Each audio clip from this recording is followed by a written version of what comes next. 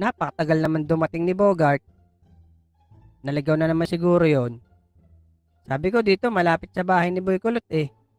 Ay, Pare, ang dami nating nainom Inabot na tayo ng gabi.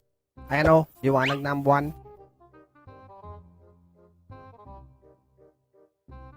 Pare, lasing ka na ata. Tanghali pa lang, araw iyan. Buwan iyan.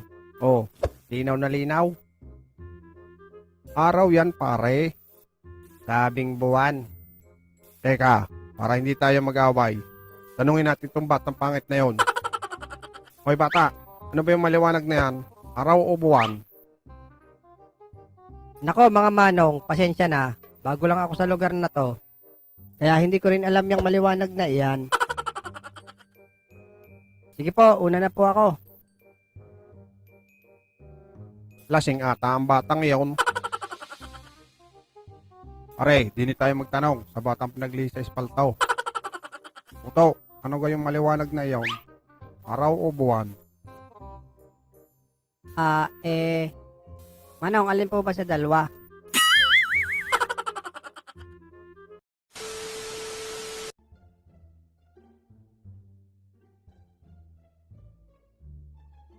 Anak, magtatanong lang ako.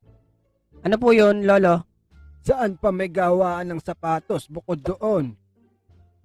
Ay, Lo, doon po sa may sunod na kanto. Salamat anak.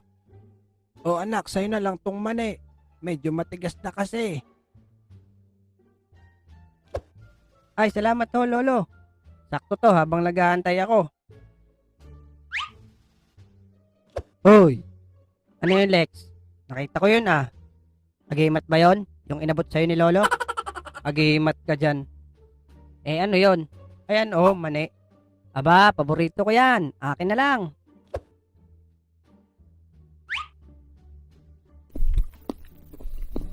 Bakit mo naman inubos lahat?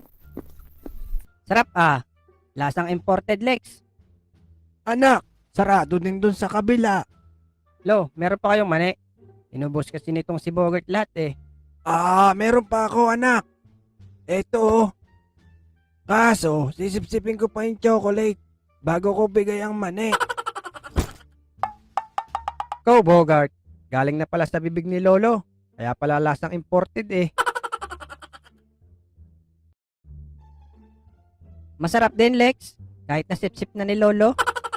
Yak. Eh ano bang trip na naman yan? At may panyo ka sa ulo mo. Agimat to, Lex. Bigay sa akin ng lolo ko. Eh paano naging agimat yan? Ganito kasi yan, Lex. Bogart apo, sa'yo na lang tong panyo.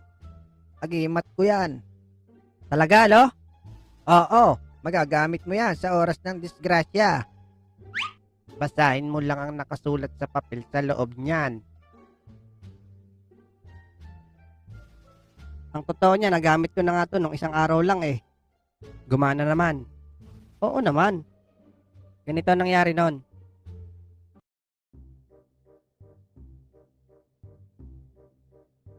Maganda panahon ngayon Hold up to. Huwag kang kikilos ng masama. Pamili ka. Labas mo wallet mo. Papasabugin ko utak mo. Bahala ka. Basta sinasabi ko sa'yo, parehas walang laman to. Ilabas mo na bata. Oo nga pala. May agimat na bigay sa akin si Lolo. Hindi tatalab sa akin yan. May agimat ako. Kalokohan niya ang bata. Basahin ko daw yung nakasulat dito sa loob.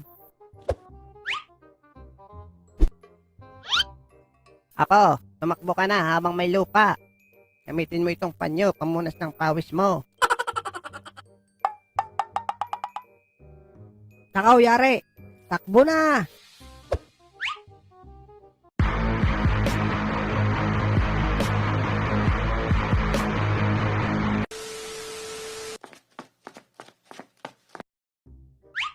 Kainaman naman yung si Lolo.